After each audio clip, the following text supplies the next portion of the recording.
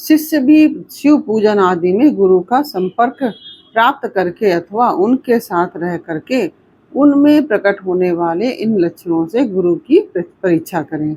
शिष्य गुरु का शिक्षणीय होता है और उसका गुरु के प्रति गौरव होता है। इसलिए सर्वथा प्रयत्न करके शिष्य ऐसा आचरण करे जो गुरु के गौरव के अनुरूप हो। जो गुरु है वह शिव कहा गया है और जो शिव है वह गुरु माना गया है।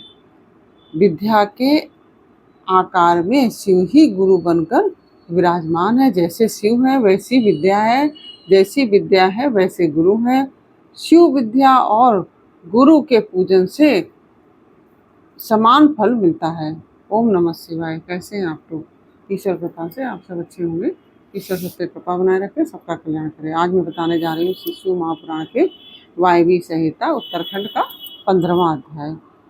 त्रिविध दीक्षा का निरूपण, शक्तिपात की आवश्यकता तथा उसके लक्षणों का वर्णन, गुरु का महत्व, ज्ञानी गुरु से ही मोक्ष की प्राप्ति तथा गुरु के द्वारा शिष्य की परीक्षा।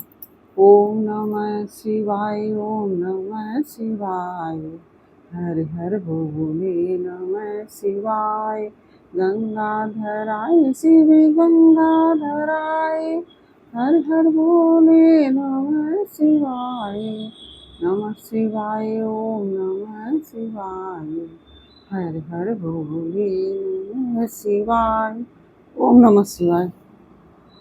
श्री कृष्ण बोले, भगवान आपने मंत्र का महात्म्य तथा उसके प्रयोग का विधान बताया जो साक्षात वेद के तुल्य है। अब मैं उत्तम शिव संस्कार की विधि सुनना चाहता हूँ।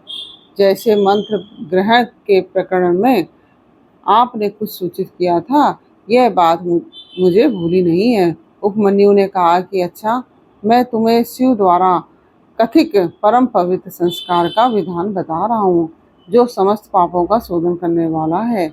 मनुष्य जिसके प्रभाव से पूजा आदि में उत्तम अधिकार प्राप्त कर लेता है, उस षड्ध्वन शोधन कर्म को संस्कार कहते हैं। संस्कार अर्थात शुद्धि करने से ही उसका नाम संस्कार है। यह विज्ञान देता है और पास बंधन को छीड़ करता है। इसलिए इस संस्कार को ही दीक्षा भी कहते हैं। शिव शास्त्र में परमात्मा शिव ने सांभवी, शाक्ति और मांत्री 3 प्रकार की दीक्षा का उपदेश किया है। गुरु के दृष्टिपात्र मात्र से, स्पर्श से तथा संभाषण से भी जीव को जो तत्काल पासों का नाश करने वाली संज्ञा सम्यक बुद्धि प्राप्त होती है, वह सांभवी दीक्षा कहलाती है। उस दीक्षा के भी 2 भेद हैं, तीव्रा और तीव्रतरा। पासों के छीड़ होने में जो शीघ्रता या मंदता होती है, उसी के भेद से ये 2 भेद हुए हैं। जिस दीक्षा से तत्काल सिद्धि या शांति प्राप्त होती है, वही तीव्रतरा मानी गई है। जीवित पुरुष के पाप का अत्यंत शोधन करने वाली जो दीक्षा है, उसे तीव्रा कहा गया है। गुरु योग मार्ग से शिष्य के शरीर में प्रवेश करके ज्ञान दृष्टि से जो ज्ञानवती दीक्षा देते हैं, वह शाक्ति कही गई है। क्रियावती दीक्षा को मांत्रिक दीक्षा कहते हैं। इसमें पहले होमकुंड और यज्ञ मंडप का निर्माण किया जाता है। पहले होमकुंड और यज्ञ मंडप का निर्माण किया जाता है, फिर गुरु बाहर से मंद या मंदतर उद्देश्य को लेकर शिष्य का संस्कार करते हैं। शक्तिपात के अनुसार शिष्य गुरु के अनुग्रह का भाजन होता है। शैव धर्म का अनुसरण शक्तिपात मूलक है। अतः संक्षेप में उसके विषय में निवेदन किया जाता है।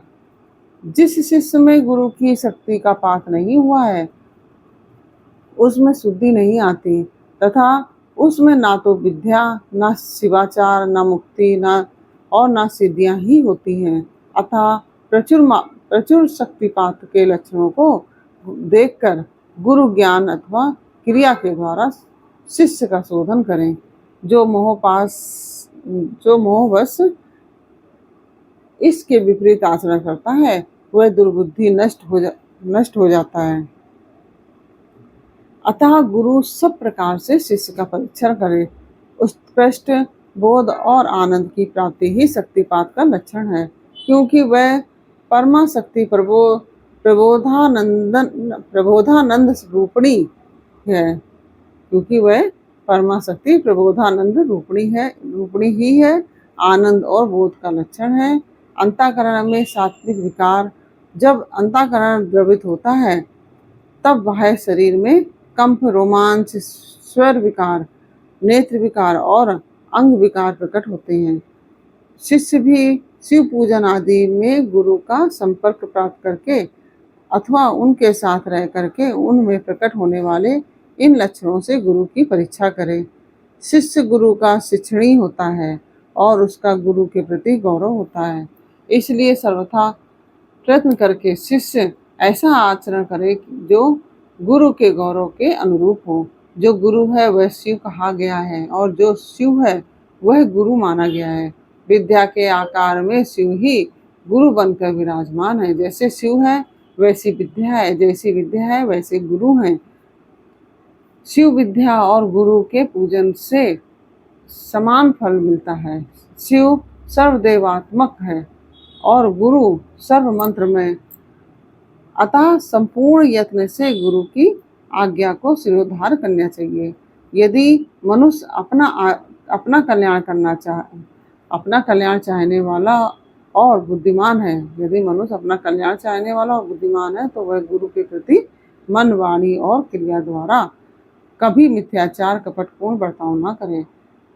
गुरु आज्ञा दे या न दे, शिष्य सदा उनका हित और प्रिय करे। उनके सामने और पीठ पीछे भी उनका कार्य करता रहे। ऐसे आचार से युक्त गुरु भक्त और सदा मन में उत्साह रखने वाला, जो गुरु का प्रिय कार्य करने वाला शिष्य है, वही शैव धर्मों के उपदेश का अधिकारी है। यदि गुरु गुणवान, विद्वान, परमानंद का प्रकाशक, तत्ववेत्ता और शिव भक्त है तो वही मुक्ति देने वाला है, दूसरा नहीं। ज्ञान उत्पन्न करने वाला जो परमानंद जनित तत्व है, उसे जिसने जान लिया है वही आनंद का साक्षात्कार करा सकता है। ज्ञान रहित नाम मात्र का गुरु ऐसा नहीं कर सकता। ज्ञान रहित नाम मात्र का गुरु ऐसा नहीं कर सकता। नौकाएं एक दूसरी को पार लगा सकती हैं, किंतु क्या कोई शिला दूसरी शिला को तार सकती है? नाम मात्र के गुरु से नाम मात्र की ही मुक्ति प्राप्त हो सकती है। जिन्हें तत्व का ज्ञान है वे ही स्वयं मुक्त होकर दूसरों को भी मुक्ति करते हैं। जिसको तत्व का ज्ञान है वही दूसरों को भी मुक्ति कर सकता, खुद स्वयं मुक्त होता है और दूसरों को भी मुक्त करते हैं। तत्वहीन को कैसे बोध होगा और बोध के बिना कैसे आत्मा का अनुभव होगा? जो आत्मा अनुभव से शून्य है वह पशु कहलाता है। पशु की प्रेरणा से कोई पशुत्व को नहीं लांघ सकता, अतः तत्वज्ञ पुरुष ही मुक्त और मोचक हो सकता है, अज्ञ नहीं। समस्त शुभ लक्षणों से युक्त, संपूर्ण शास्त्रों का ज्ञाता तथा सब प्रकार के उपाय विधान का जानकार होने पर भी, संपूर्ण शास्त्रों की ज्ञाता तथा सब प्रकार के उपाय विधान का जानकार होने पर भी जो तत्व ज्ञान से हीन है उसका जीवन निष्फल है। जिस पुरुष की अनुभव पर्यंत बुद्धि तत्व के अनुसंधान में प्रवृत्त होती है उसके दर्शन, स्पर्श आदि से परमानंद की प्राप्ति होती है। अतः जिसके संपर्क से ही उत्कृष्ट बोध स्वरूप आनंद की प्राप्ति संभव हो, बुद्धिमान पुरुष उसी को अपना गुरु चुने, दूसरे को नहीं। योग गुरु का जब तक योग्य जो गुरु होगा उसका जब तक अच्छी तरह ज्ञान ना हो जाए तब तक विनयाचार चतुर मुमुक्षु शिष्यों को उनकी निरंतर सेवा करनी चाहिए। उनका अच्छी तरह ज्ञान सम्यक परिचय हो जाने पर उनमें सुस्थिर भक्ति करें। जब तक तत्व का बोध न प्राप्त हो जाए तब तक निरंतर गुरु सेवन में लगा रहे। तत्व को ना तो कभी छोड़ें और ना किसी तरह भी उसकी उपेक्षा ही करें। जिसके पास 1 वर्ष तक रहने पर भी शिष्य को थोड़े से भी आनंद और प्रबोध की उपलब्धि ना हो, थोड़े से भी आनंद और प्रबोध की उपलब्धि ना हो, वह शिष्य उसे छोड़कर दूसरे गुरु का आश्रय ले। गुरु को भी चाहिए कि वह अपने आश्रित ब्राह्मण जातीय शिष्य की 1 वर्ष तक परीक्षा करे, क्षत्रिय शिष्य की 2 वर्ष तक और वैश्य की 3 वर्ष तक परीक्षा करे।